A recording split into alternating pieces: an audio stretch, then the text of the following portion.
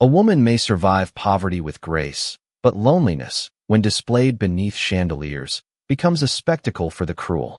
Clara Bennett learned this at precisely 8:17 on a rain-darkened Thursday evening. Seated alone at the smallest table in the dining room of the Ashford Hotel, while every silver fork, every lifted glass, and every perfumed whisper seemed arranged to remind her she did not belong there. The room glowed with amber lamps and tall white candles, their flames trembling against polished mirrors and dark mahogany walls, turning silk gowns into pools of color and diamond pins into cold little stars. Clara had dressed as well as she could. Her blue wool gown had been brushed until the seams nearly shone, her chestnut curls pinned with cheerful care, and her cheeks, naturally warm from the cold outside, gave her the pretty, lively look that had once made strangers smile before misfortune taught them to look away. She was beautiful in the kind of way that did not ask permission, with bright hazel eyes, a quick mouth made for laughter, and a posture too proud for a girl carrying only $3.40 in her reticule. She had come to the Ashford to meet Mrs. Langford, whose letter had promised an interview for a governess position 2 counties north, with board, wages, and a proper room of her own. Clara had arrived 20 minutes early, ordered the least expensive supper on the menu, and waited with the brave patience of someone who had already lost enough not to fear disappointment. But Mrs. Langford did not come. The rain tapped the tall windows. The clock above the mantel clicked onward. Her soup cooled. Then came the first whisper. "Poor thing," said a woman in ivory satin, not softly enough. "Do you suppose she was stood up by a gentleman?" A second voice replied, sweeter and sharper. "Or perhaps she came to find one." Clara lowered her spoon without a sound. She had known hunger. She had known unpaid bills folded beneath a Bible. She had known how to smile while selling her mother's gloves to buy coal. But humiliation in public had its own temperature, colder than winter water and harder to breathe through.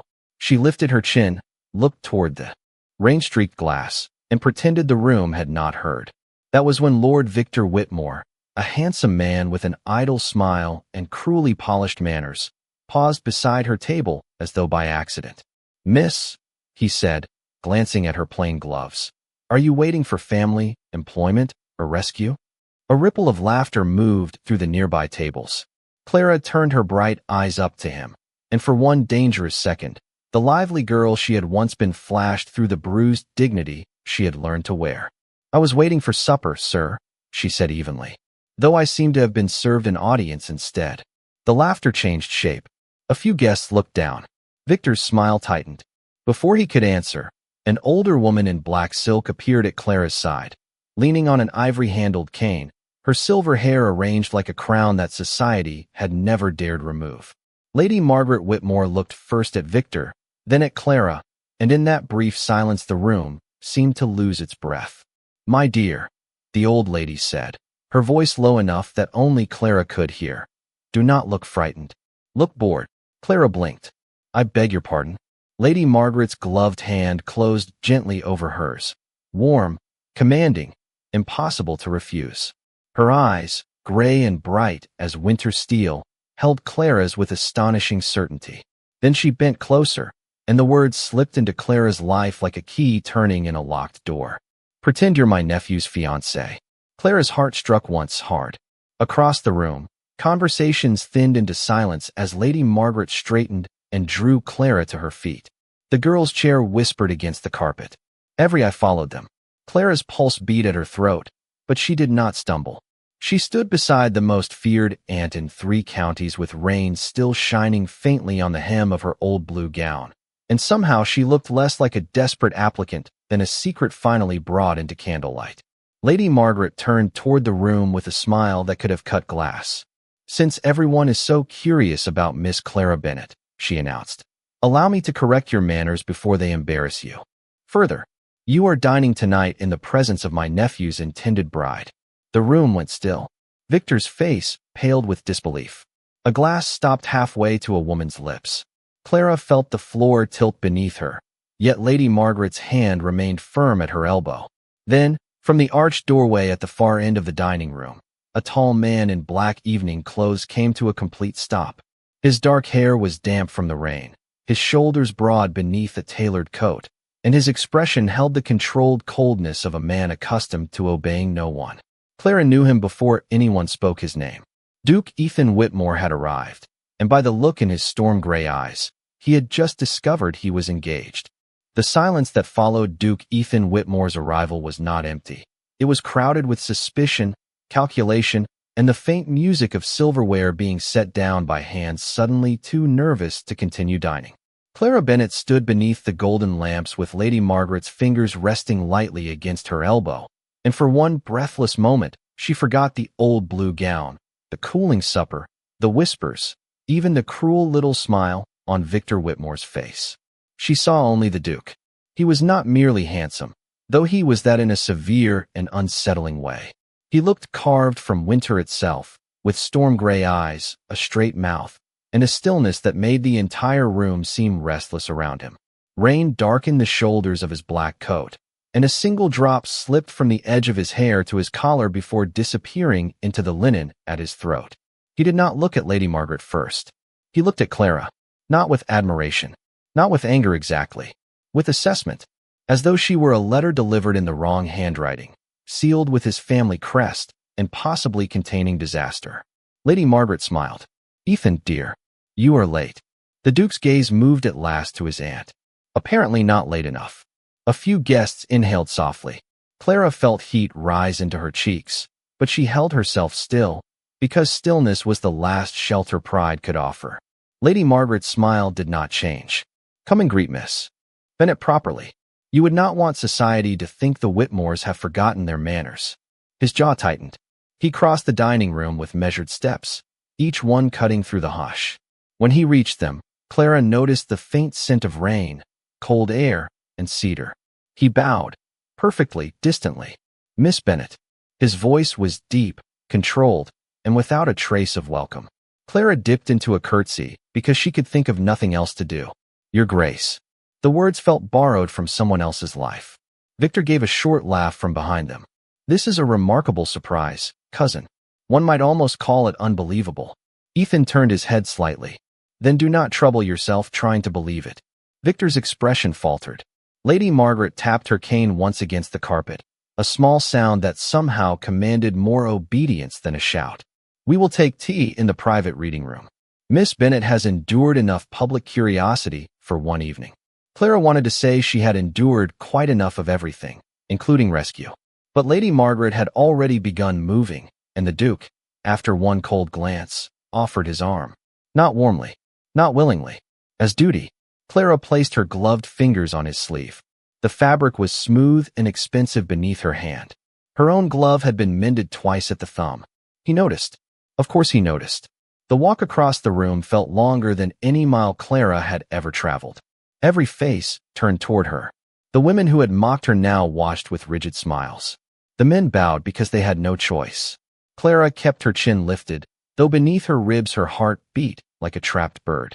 The reading room lay beyond a paneled hallway where the noise of the dining room faded into muffled strings and rain.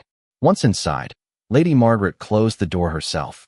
The room was narrow and beautiful, lined with leather-bound books, a low fire, and velvet chairs the color of old wine. For 2 seconds no one spoke. Then Ethan faced his aunt. "Explain." Lady Margaret removed her gloves finger by finger. "I saved a young woman from insult. You used a stranger to interfere in my life." "Both can be true." Clara stepped forward quickly. "Your Grace, I had no part in this.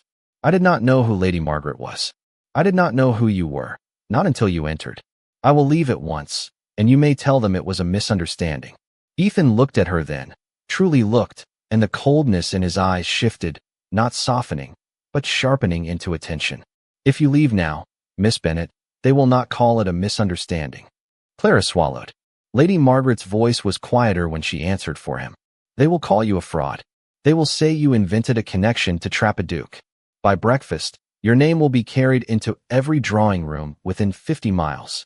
Clara's hand tightened at her side. She thought of Mrs. Langford's vanished promise, of the governess position already slipping away, of the small rented room she could afford for only 3 more nights. "Then I am ruined either way," she said. The Duke's expression changed by the smallest degree, as if he had heard not the words but the restraint behind them. "Not yet," he said. Lady Margaret turned toward him. Exactly. Ethan's eyes narrowed. Do not look pleased with yourself. I rarely need permission for that. The old lady moved to the fire, her black silk whispering around her like a secret. Your cousin Victor expects you to announce an engagement to Miss Celeste Fairchild before the end of the week. Her father wants your name. Victor wants your inheritance weakened. The trustees want obedience. You want escape. Miss Bennet needs protection. I have provided everyone with a solution. You have provided a scandal. Only if you lack imagination. Clara let out a breath that was almost a laugh, though there was no humor in it. Ethan looked at her again, and this time she met his gaze with all the brightness and dignity she had left. I do not wish to be anyone's solution, she said, nor anyone's scandal. For the first time since he entered, something like respect moved across the Duke's face, brief as a candle flicker. Neither do I, Miss Bennet. The fire cracked softly. Rain stroked the windows. Lady Margaret leaned on her cane and smiled as though destiny had finally taken its proper seat at the table. How fortunate, she said, that neither of you has the luxury of getting what you wish tonight. By the time the clock above the reading room mantel struck 9, Clara Bennet understood that a lie spoken in public could become more solid than stone if enough important people found it useful. Lady Margaret stood near the fire with the serene expression of a woman who had overturned 3 lives and considered the result tasteful. Duke Ethan Whitmore remained by the window, one hand resting against the dark velvet curtain, his profile sharpened by rain-streaked glass and candlelight. Clara stood between them, neither guest nor prisoner, neither fiancé nor stranger, but something more dangerous than both, a woman whose reputation now depended on a man who had not chosen her. 7 days, Ethan said at last. Lady Margaret arched one silver brow. You make it sound like a sentence. It may become one. His gaze shifted to Clara. Miss Bennet, if we are to prevent tonight from destroying you, there must be rules. Clara lifted her chin. The lively brightness in her face had not vanished. It had only drawn inward, like a lamp shielded from wind. I have lived by rules my entire life, Your Grace. Most of them written by people who never had to suffer the consequences. The words left her before caution could catch them. Lady Margaret's mouth twitched with approval. Ethan did not smile, but his eyes held on hers a second longer than necessary. Then we will write these plainly. You will appear beside me for 1 week as my intended bride. You will reside at Whitmore Hall with my aunt as your chaperone. You will attend 1 dinner, 1 charitable meeting, and the winter musicale on Saturday evening. After that, we will announce that the match has been delayed by private family matters. Your name will remain protected. Clara heard the careful structure of it, the cold architecture of a man who built exits before entering any room. And in return, she asked. In return, I will secure you a respectable position with wages paid 1 year in advance. He paused. You will not be dependent on rumor, charity, or the mercy of people like my cousin. The offer should have relieved her. Instead, it struck a bruise she had not known was visible. You speak as though my life were an account to settle. Ethan's expression tightened. I speak as though I understand the price society charges a woman for being seen in the wrong place at the wrong time. For the first time, Clara wondered what he had seen before tonight, and whom he had failed to save. Lady Margaret crossed the room and poured tea with unhurried elegance, though no one had asked for it. There is also the matter of Miss Fairchild, she said. Her family arrives tomorrow afternoon. Victor will make certain they hear of tonight before dawn. Ethan's voice lowered. Let him. He will try to expose Clara. The old woman placed a cup into Clara's hands, and he will enjoy doing it. Clara looked down at the tea. Her fingers were steady now, which surprised her. Fear, she had discovered, often passed through her like weather. Shame lingered longer. But anger, properly folded and tucked beneath dignity, could keep a person warm. Then I should know the story I am expected to tell. Ethan turned fully from the window. There will be very little story. We met through my aunt. The attachment was private. We intended to announce it later. Clara tilted her head, and for one fleeting moment the girl who once laughed easily returned to her eyes. That is not a story, Your Grace. That is an obituary for romance. Lady Margaret gave a delighted cough into her handkerchief.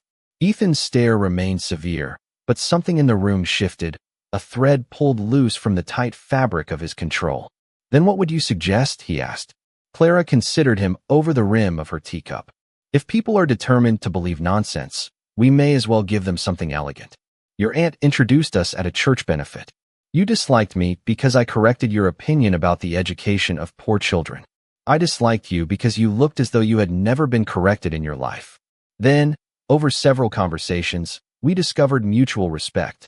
That sounds unlikely. So does a duke becoming engaged without knowing it. Lady. Margaret laughed outright this time, a soft silver sound that filled the firelit room. Ethan looked at Clara as though she had done something far more unsettling than embarrass him. She had surprised him. Outside, a carriage rolled through the wet street, its wheels hissing over puddles. Inside, the Duke stepped closer and extended his hand, not as a lover would, but as a man sealing an agreement he already suspected might cost him more than he had planned. 7 days, Miss Bennet. Clara looked at his hand. It was strong, pale, and still, the hand of a man who had inherited everything except peace. She placed her mended glove in his palm. 7 days, Your Grace. His fingers closed around hers with careful restraint.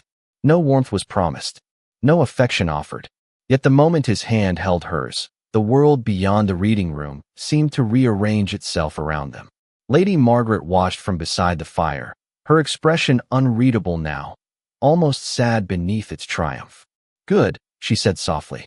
Then we leave for Whitmore Hall at first light. Clara's breath caught. Tomorrow. Ethan released her hand. Before Victor has time to build the gallows. He would go that far. Ethan looked toward the closed door, beyond which the dining room still glittered with hungry curiosity. My cousin rarely builds anything useful, Miss Bennet, but he has a gift for arranging ruin and calling it justice. The rain thickened against the windows. Clara looked from the old aunt to the cold Duke, then down at the glove he had noticed and she had tried to hide. That morning, she had hoped for employment. By nightfall, she had acquired a false engagement, an enemy, and an invitation to a house whose name made strangers lower their voices. Still, as the firelight touched her face, Clara Bennet did not look defeated. She looked alive, bright-eyed and frightened, but alive in a way the room itself seemed to feel. And Ethan Whitmore, who had spent years avoiding anything that resembled hope, found himself wondering whether his aunt had rescued Clara from society, or delivered society something it was not prepared to survive. At first light, the Ashford Hotel no longer looked like a palace for the fortunate. Beneath a pale gray sky and a steady wash of rain, it became only a building of wet stone, smoky chimneys, and servants carrying trunks through the side entrance before the guests with family names began to wake. Clara Bennet stood beneath the front awning with her small carpetbag at her feet, wearing the same blue wool gown, the same carefully pinned chestnut curls, and an expression so composed that only the quick brightness of her eyes betrayed how little sleep she had managed. Lady Margaret sat inside the waiting carriage, wrapped in black velvet and satisfaction, while Duke Ethan Whitmore stood near the horses, speaking quietly with his driver. The carriage was finer than anything Clara had ever entered. Its dark green panels shone with rain. The Whitmore crest gleamed on the door. To Clara, it looked less like transportation than a decision she could not take back. Second thoughts. Lady Margaret called from within. Clara picked up her bag. Several, my lady. I am choosing not to entertain them all at once. The old woman smiled. A practical mind. How refreshing. Ethan turned at the sound of Clara's voice. For a moment, his gaze passed over the worn bag in her hand, the hem of her gown darkened by yesterday's weather, the lively face trying valiantly to look fearless. He stepped forward. Allow me. Clara held the bag a little tighter. It is not heavy, Your Grace. I did not say it was. His reply was calm, almost too calm, and she understood the correction. He was not offering because she was weak. He was offering because the eyes of 2 footmen, 1 maid, and a curious hotel clerk were already gathering evidence. Clara released the handle. Their fingers nearly touched, not enough to matter, only enough for her to feel the cold morning air between them. He placed the bag inside as though it contained something breakable. The gesture unsettled her more than indifference would have. They had traveled barely half a mile before the town thinned into rain-blurred roads, bare trees, and stone walls running along the fields like old scars. Lady Margaret dozed with suspicious convenience, leaving Clara opposite the Duke in a silence that had too much room inside it. The carriage lamps swayed gently. Water tapped the roof in a patient rhythm. Clara looked out at the passing countryside until her reflection appeared in the glass, pale and pretty and strangely transformed by the dark interior, like a girl painted into someone else's family portrait. "You are very quiet," Ethan said. "I was told respectable women should not speak unless necessary." "Who told you that?" "Many people who were wrong about other things as well." His eyes moved to her face. "And do you always obey wrong people?" Clara's mouth curved before she could prevent it. "Only when I am applying for work." That almost drew a response from him. Not a smile, but the suggestion of one buried too deep to reach daylight. "Tell me about the position you were meant to receive." The question surprised her. No one from his world asked about work with genuine interest. They asked about it as one might ask about a stain. Governess to 2 girls. $12 a month, room, board, and Sundays after church to myself if lessons were satisfactory. "You speak as if you had already accepted." "I had accepted in my heart. That is sometimes more dangerous than signing one's name." Ethan looked down at his gloves. "Mrs. Langford will be found." Clara turned from the window. "Please do not punish her." His brow tightened. "If she deceived you, she should answer for it. Perhaps she was delayed. Perhaps she chose someone else. Perhaps she decided I was not suitable after all. None of those require punishment." "You defend people quickly." "No. I simply know how quickly a life can be misunderstood by those with power over it." The carriage rolled on. Ethan did not answer, and Clara wondered if she had gone too far. Yet when she glanced at him, the cold severity of his face had altered again into that inward look, as if her words had opened a door inside a house he never invited anyone to visit. By late morning, the rain softened to mist, and Whitmore Hall appeared beyond a rise of winter-brown fields. Clara had expected grandeur. She had not expected sorrow. The mansion stood nearly 4 stories tall, built of gray stone, with tall windows, steep roofs, and ivy clinging to its walls like dark embroidery. A long drive curved through leafless oaks. The fountains were dry. The gardens slept beneath rain and neglect. Even the air seemed quieter there, as if laughter had once lived in the house and left without saying farewell. Lady Margaret opened her eyes. "Home," she said, though her voice held no warmth. Clara looked at Ethan. His expression had become unreadable. As the carriage stopped before the wide stone steps, the great doors opened, and a line of servants waited in formal silence. Their faces did not show surprise. That made Clara more uneasy, not less. A thin housekeeper in charcoal gray stepped forward and curtsied. "Welcome back, Your Grace." Lady Margaret. Her eyes moved to Clara with professional stillness. "Miss Bennet." So they already knew. Of course they knew. Rumor traveled faster than wheels. Ethan offered Clara his hand to help her down. This time she took it without protest, because the steps were slick with rain and because every servant was watching. His hand was steady around hers, cool through the glove, careful in a way that made the false engagement feel briefly, dangerously convincing. Inside, Whitmore Hall smelled of polished wood, old stone, and roses that had dried in their vases days ago. The entrance hall rose high above them, its staircase sweeping upward beneath portraits of pale ancestors with judgment in their eyes. Clara's gaze caught on a large frame in the east corridor covered with black cloth. The fabric shifted faintly in the draft, revealing only a sliver of gilt frame and the painted edge of a woman's white sleeve. Ethan saw where she was looking. His voice came low beside her. "That wing is closed." Clara turned quickly. "I apologize." "There is no need." But there was. She heard it in the silence after his words. Lady Margaret watched them both, her cane resting against the marble floor. Then Victor Whitmore's voice floated from the upper landing, smooth and unwelcome. "How touching. The bride has arrived before the family could send congratulations." Clara looked up. Victor leaned against the railing, dressed for the day as if cruelty itself. "Had a tailor." His smile was pleasant. His eyes were not. Ethan stepped half an inch closer to Clara, so subtly that no one could have called it protection, though she felt the shelter of it all the same. "Good morning, Victor," he said. "You are early." Victor's gaze settled on Clara's old blue gown, then on her face, bright and beautiful despite the long night and rain. "For a miracle of love, cousin, one hates to be late." Clara felt every servant listening. She felt Lady Margaret's stillness, Ethan's restraint, the covered portrait waiting in the corner of her eye. And then, because humiliation had followed her all the way from the Ashford and found no better manners at Whitmore Hall, she smiled. Not sweetly, not timidly, brightly. Then how fortunate you arrived in time, Lord Victor, she said. Miracles are often wasted on those determined not to believe in them. The hall went silent. Lady Margaret's cane tapped once against the marble. Ethan did not look at Clara, but the line of his mouth changed. Somewhere inside that cold, grieving house, the first small crack appeared.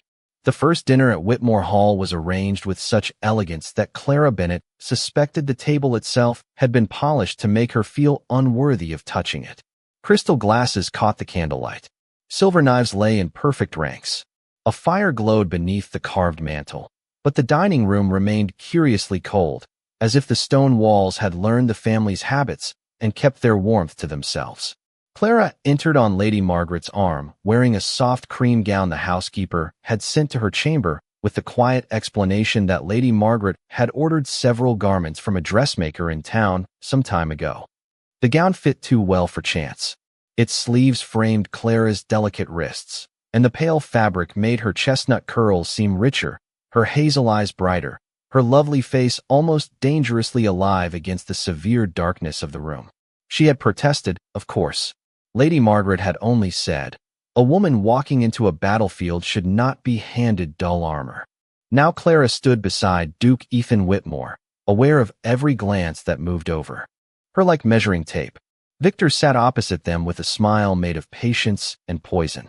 Beside him was Miss Celeste Fairchild, a golden-haired heiress in lavender silk, accompanied by her father, Mr. Fairchild, whose waistcoat strained slightly as he bowed with the confidence of a man who had purchased obedience all his life.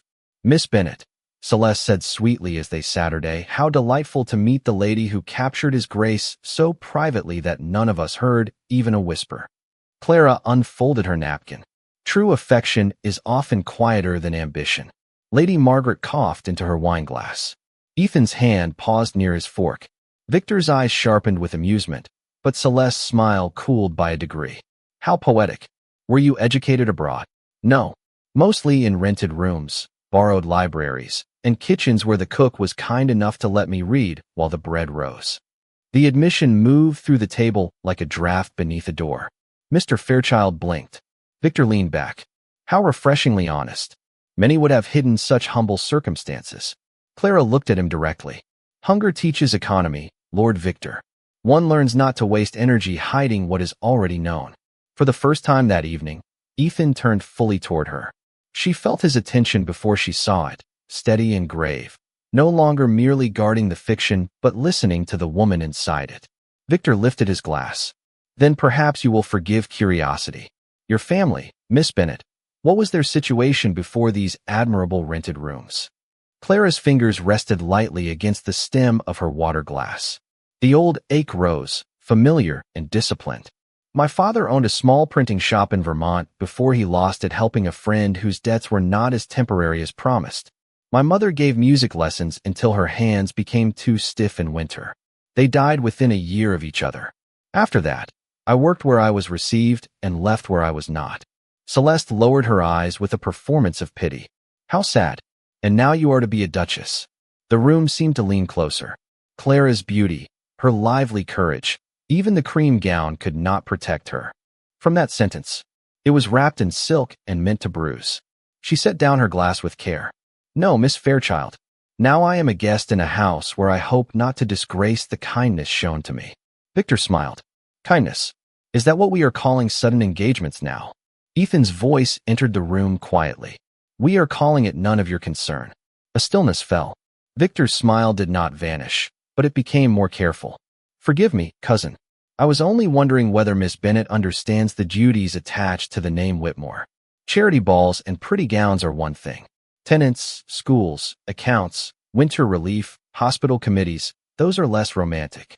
Clara looked up. The candlelight trembled in her eyes, but not from fear. I know what $12 must buy when the month is longer than the money. I know how far 5 pounds of flour can stretch if there are children at the table. I know that a leaking roof is never only a leaking roof when the baby sleeps beneath it. If those are the matters attached to the name Whitmore, Lord Victor, Then I may understand them better than those born far above the rain. No one moved. Even the footman near the wall forgot to breathe. Ethan placed his wineglass down slowly. His face remained composed, but something behind his eyes had changed as surely as a door opening in a locked corridor. Mr. Fairchild cleared his throat. Celeste stared at her plate. Lady Margaret looked into the fire as if hiding satisfaction from God himself. Victor's knuckles whitened around his glass, though his voice stayed pleasant. A stirring answer. An honest one, Ethan said. Then he turned to Clara, and before the entire table, he asked, "Would you review the winter relief accounts with me tomorrow, Miss Bennet? I would value your opinion." The question struck more sharply than any declaration could have. Not because it sounded romantic, because it sounded real. Clara felt the eyes on her, felt the false engagement shifting beneath them, becoming something neither she nor the Duke had agreed to name. She inclined her head. "Gladly, Your Grace." Dinner continued, but the balance of the room had altered. Victor spoke less. Celeste smiled harder. Mr. Fairchild recalculated in silence. And Clara, who had entered the room as a beautiful inconvenience dressed by another woman's strategy, left it as something far more unsettling to them all, a poor girl with a voice, a mind, and a Duke who had just chosen to hear both. The morning after the dinner, Whitmore Hall woke beneath a veil of pale rain, its tall windows silvered by mist, and its corridors smelling faintly of beeswax, old paper, and the roses that someone had finally removed from their vases. Clara Bennet arrived at the South Library at 9 o'clock precisely, dressed in a simple green morning gown that made her hazel eyes look almost golden and her chestnut curls brighter against the gray light. She had expected Duke Ethan Whitmore to forget his invitation or regret it in daylight. Men of his station often spoke generously after dinner and remembered their rank by breakfast. But he was already there, standing beside a long table covered in ledgers, letters, tenant lists, and maps of the estate, his black coat severe, his expression unreadable, and one gloved hand resting on a stack of winter relief accounts, as if he had been waiting longer than he wished to admit. "Miss Bennet," he said. "Your Grace." She glanced at the table. "You meant it. I try not to say things I do not mean. That must save time. It loses more friends than time." The corner of Clara's mouth lifted before she could stop it, and for a brief second the dim library seemed to admit a little more light. Ethan pulled out a chair for her. The gesture was formal, proper, and yet not careless. Clara sat, smoothing her skirt beneath her, aware that he did not hover and did not condescend. He simply opened the first ledger and turned it toward her. For an hour they worked side by side, separated by polished wood, inkstands, and the invisible border between a duke and a woman pretending she had any right to advise him. Yet Clara forgot to be intimidated. Numbers made sense to her. Flour, coal, blankets, roof repairs, physician visits, school books, all of it told a story clearer than gossip. "This figure is too low," she said, tapping one column with her pencil. "For coal?" Ethan asked. "For dignity. If a family must beg twice in the same winter, the account has failed them once already." He looked at her then, and the attention in his eyes was no longer surprise. It was recognition, reluctant and deepening. "You speak as if you have stood in that line." Clara's pencil stilled. The rain whispered against the glass. "Once," she said, "after my mother's funeral. I was 17. I told myself I was only asking for what she had earned giving lessons to other people's children. But the woman at the desk looked at my gloves before she looked at my face, and I understood that need has a sound. It makes some people deaf." Ethan said nothing for a long moment. Then he moved the coal amount to a higher column and wrote the change himself. No apology, no speech, only action. It moved Clara more than sympathy would have. Near noon, while Ethan crossed the room to find an older estate map, Clara noticed a draft stirring the edge of a side door hidden behind a tapestry. Beyond it lay a corridor she recognized from the entrance hall, leading toward the closed east wing. The black-covered portrait waited at the far end like a secret wearing mourning clothes. She should have looked away. She did not. From behind her came Ethan's voice, low and still. "I told you that wing is closed." Clara turned quickly. "I did not enter it." "But you wondered." "Yes." The honesty left the room bare. Ethan's face hardened, but the hardness seemed less like anger than pain trained into manners. Curiosity is not always harmless. Neither is silence. The words were soft, but they struck. For a moment, he looked almost weary. Then Lady Margaret's cane tapped in the hallway, saving them from whatever might have followed. She entered wrapped in dark blue silk, her eyes moving from Ethan to Clara and then to the altered coal figures. "Progress," she said. "Of several kinds, I hope." Ethan closed the ledger. "Was there something you needed?" "Only to remind you that the charitable committee arrives at 4. Miss Fairchild will be there. Victor too, naturally. He has been asking questions in town." Clara's fingers tightened around the pencil. "About me?" Lady Margaret's expression softened by a fraction. "About everyone, but especially about a printing shop in Vermont." The library seemed to grow colder.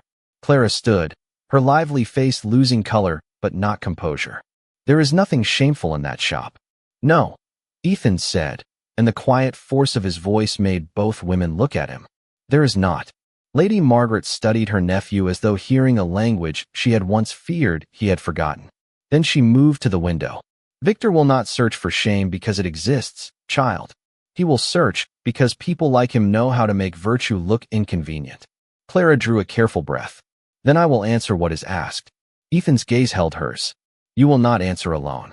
The sentence was simple. It was not tender. It was not a vow. Yet it settled over Clara with the strange warmth of a cloak placed around cold shoulders. Outside, the rain began to thin, leaving beads of water clinging to the window like unshed tears. Inside, on the table between them, the winter accounts lay open beside Clara's pencil marks, proof that she had already touched Whitmore Hall in a place deeper than its carpets and curtains. And behind the closed door of the east wing, the covered portrait waited, patient as grief, while Ethan Whitmore discovered that the most dangerous thing Clara Bennett brought into his house was not scandal, but the possibility that silence might finally be answered. By 4 o'clock, the charitable committee had filled the blue drawing room with silk skirts, damp umbrellas, polite voices, and the particular kind of mercy that preferred to keep the poor at a flattering distance. Clara Bennett sat beside Lady Margaret near the long tea table, beautiful and bright in her green gown, her curls catching the firelight whenever she turned her head to answer a question. She had expected suspicion.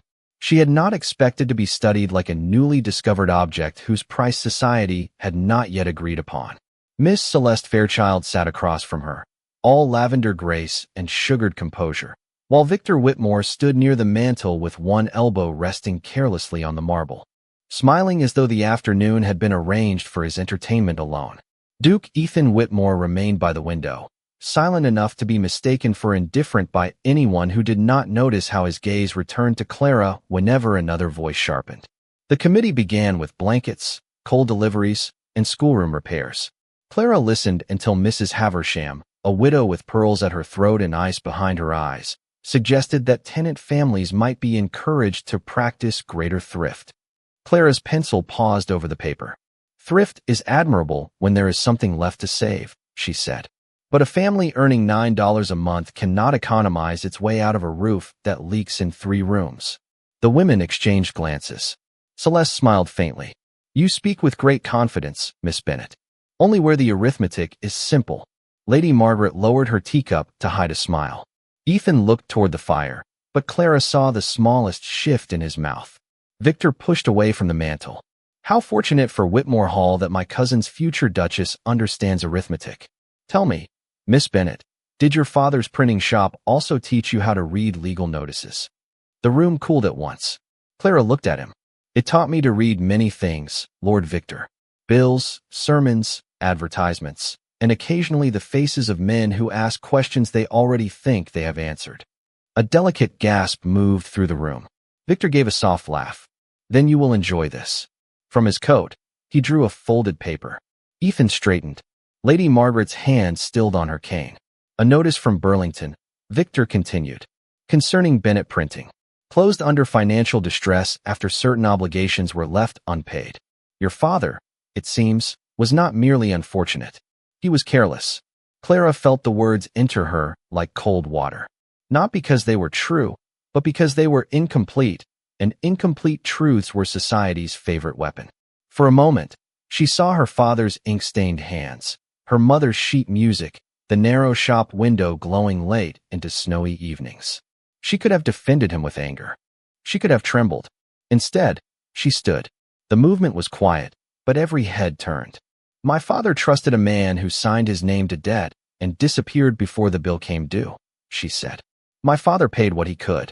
He lost the shop rather than accuse another man's family publicly. Perhaps that was foolish. Perhaps it was honorable. I was young enough to wish it had been less honorable and old enough now to be ashamed of that wish.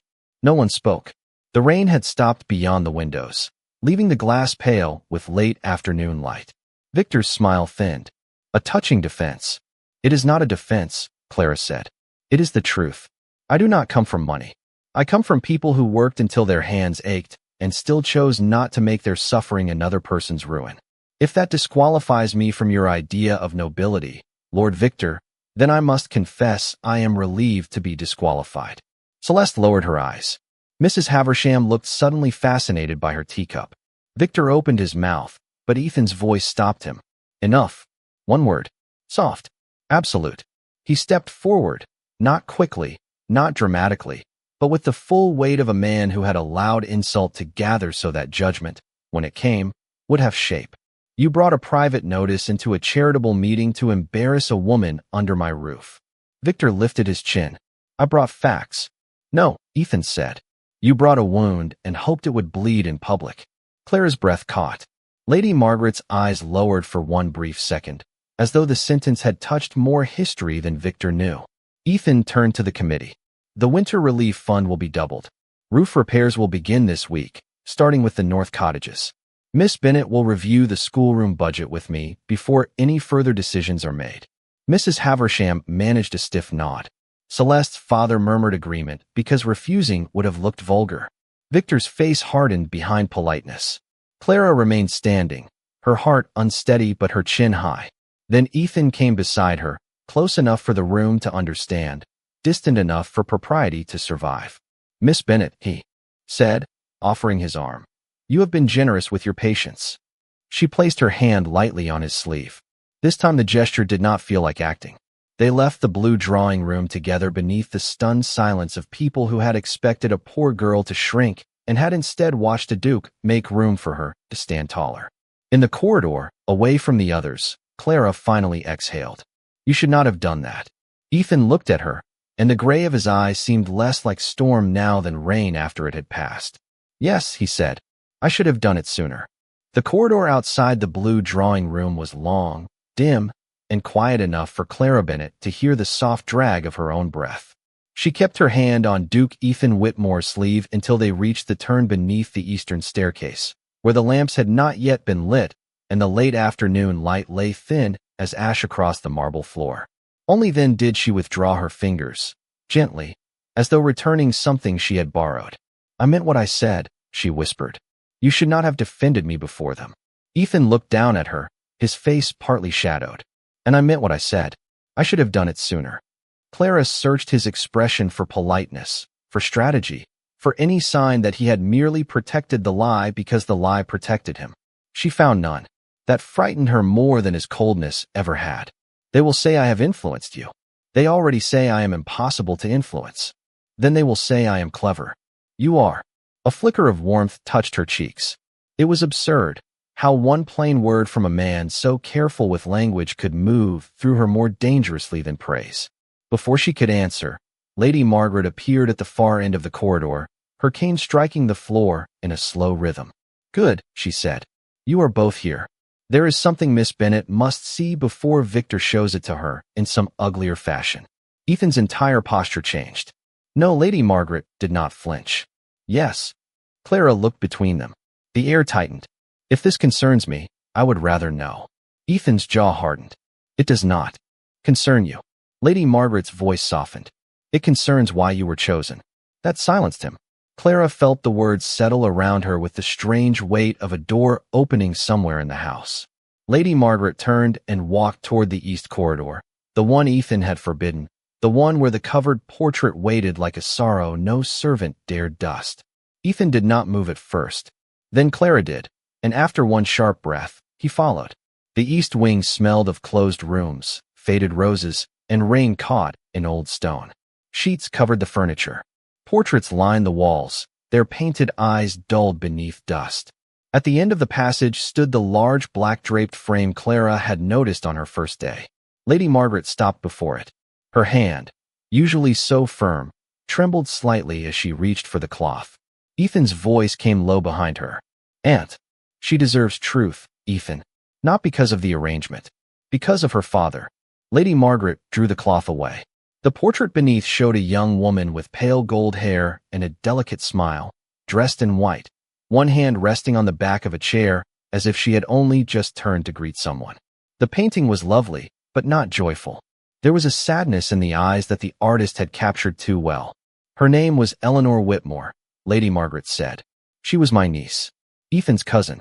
Victor's sister." Clara's gaze moved to Ethan. His face had gone still in a way that made stillness look like endurance. Lady Margaret continued.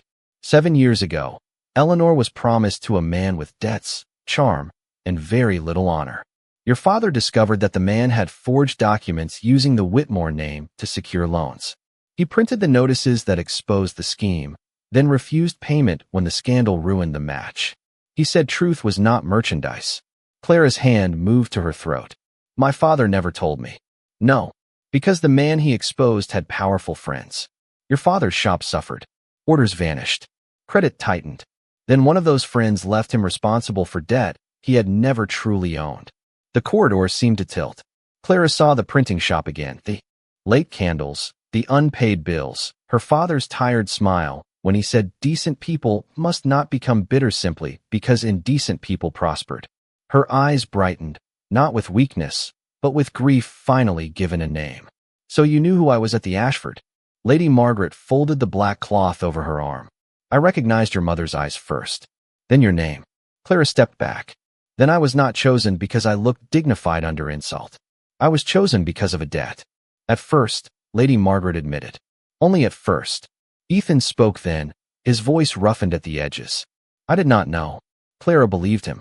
That was the trouble. His surprise was too quiet to be false. "Victor knows?" she asked. "He suspects enough," Lady Margaret said. "And he will use the connection to suggest your family has been circling ours for years." Clara almost laughed. It would have been easier if she were less tired, less moved, less aware of Ethan standing near her with pain he had never explained. "My father lost everything for telling the truth about this family," she said softly. "And now I am lying to protect it." The words struck them all. Even Lady Margaret looked wounded. Ethan stepped closer, then stopped before nearness could become presumption. "You owe Whitmore Hall nothing." Clara looked up at him. In the dim east wing, beneath the portrait of a woman whose sorrow had outlived her, Duke Ethan Whitmore seemed less like a powerful man than a lonely one standing among ruins he had inherited but not chosen. "Perhaps not," Clara said. "But I owe my father the courage not to let Victor rewrite him." Lady Margaret's eyes shone. Ethan looked at Clara as if something inside him had finally lowered its guard. From somewhere below, a servant's bell rang softly, calling the house back to ordinary duties. But nothing was ordinary now. The false engagement had begun as shelter. By evening, it had become inheritance, reckoning, and the first fragile thread of justice tying Clara Bennett's past to Ethan Whitmore's silence. The winter musicale at Whitmore Hall began beneath 1,000 candles, though Clara Bennett thought no amount of flame could fully warm a room where so many people had come hoping to watch someone fall. The ballroom, closed for years, had been opened at Lady Margaret's command, its tall mirrors polished, its dark floors waxed, its long windows draped in deep green velvet against the cold night beyond. Musicians played near the marble fireplace. Guests moved in shining clusters of silk, black coats, pearls, and practiced smiles. Clara stood beside Duke Ethan Whitmore near the entrance, wearing a gown of soft ivory with tiny pearl buttons at the wrists, her chestnut curls pinned loosely enough for one bright strand to rest against her cheek. She looked beautiful, not because the gown was grand, though it was, but because her courage had become visible. It lit her from within. Ethan noticed. He had been trying not to notice all evening. "You are calm," he said quietly. Clara looked toward Victor, who was speaking with Mr. Fairchild near the piano. "No, I am simply tired of giving fear the privilege of being seen first." Ethan's gaze lowered to her face, and the severity in him softened into something that had no easy name. Before he could answer, Victor crossed the room with a folded packet in his hand and a smile that made the surrounding conversations fade even before he spoke. "Your Grace," he said, bowing just enough to insult politeness. "Forgive the interruption, but I believe the guests deserve clarity before they offer congratulations."